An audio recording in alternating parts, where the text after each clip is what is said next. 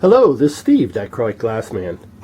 Well, you know, I've had a lot of videos on YouTube talking about my bevel and jewel lesson plan. Let's get a step closer to it. In a couple earlier videos, I talked about taking these scrap bevels and utilizing them in my program. Bevels that you might not have had interest in previously, especially if they're dusty. What are these going to be used for? Well, they take on a different persona once you create dichroic aspects out of these. Here's a before, clear, and here's an after. If I held it up in the light, it's just really brilliant. Yep, I would have helped if I would have cleaned these off. But you get the point. I've actually had some people buy my program just to utilize them for the jewels. And they turned them into pendants. Two of these ladies never did stained glass, and as far as I know, they had no intentions of doing stained glass. They wanted these for pendants. Wow, that would be wild wearing one of these. But very effective. A lot of people are doing it, especially people I've sold my program to. They're finding other ways of navigating around. What is it exactly? Well, what it really boils down to is you're taking a clear bevel and you're turning it into dichro. How in the world are we going to do that? In the kit are a lot of things. There's some supplies. There's a couple special items to act as references. Thickness gauging, you're going to get a good jewel and a bad bevel, or vice versa, so that you learn off of that. There's a lot of things in the kit, but it really comes down to needing two things. You need your bevels or jewels or stained glass, and you need your dichro, real dichro. A lot of people think that I'm creating creating a chamber to coat these myself. If that was the case, you'd be able to turn these over and scratch them. You'd be able to scratch the dichro right off the back if that was the case. But you can't. You can't touch the dichro. It's inside.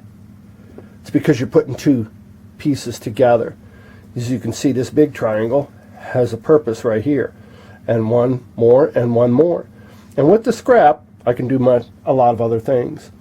It's some of the funnest glass I've ever worked with. It's custom. I have it made for me by CBS. And anybody can. When they join my program, I get them up and going. You're self-sufficient. You don't need me for the program. There's only two components you're going to need to continue on. Well, we might as well say three. With the program on your own, you're going to need your own source of bevels and jewels. You're going to need dichro ongoing, which you can get at CBS. And I show you in the lesson plan how to order it, thus in yada yada. And then the other element is the lamination solution, and that you can get on the internet readily as well. And of course, once you know what's in the kit, you're going to be able to carry on without me. This glass is so crazy. It's very thin, very thin. Well, let's see. It's about as thick as a dime. That would be a reference. Let's go with that. Actually, it might even be a touch smaller than the thickness of a dime. But that glass can be cut so easily and minutely. Look at some of these pieces. They're crazy. And I can even cut these in half. It's the coolest glass I've ever worked with as far as reliability, cooperation with the glass cutter. I wouldn't be able to cut pieces this thin in stained glass ever. These are cool. They're wonky. You can actually take these perhaps and create a sculpture just with your scraps alone. It's beautiful stuff. Some people use it for kaleidoscopes. Well, so again, you're going to take this dichro, real dichro, and you're going to put it on the back of these in such a way that it is absolutely impossible to tell if this was coated by CBS. I've got the light bright at this point just to get the view in here, and I wish it was darker so we can get into this. But you're going to get colors that are absolutely off the charts. Shifting, changing, beautiful colors. Adding that to your stained glass applications. That's one of my panels called Energy Wheel, Mandala. Medicine Wheel, many different forms. Based on 3. I love sacred geometry. Could have easily been done based on 4.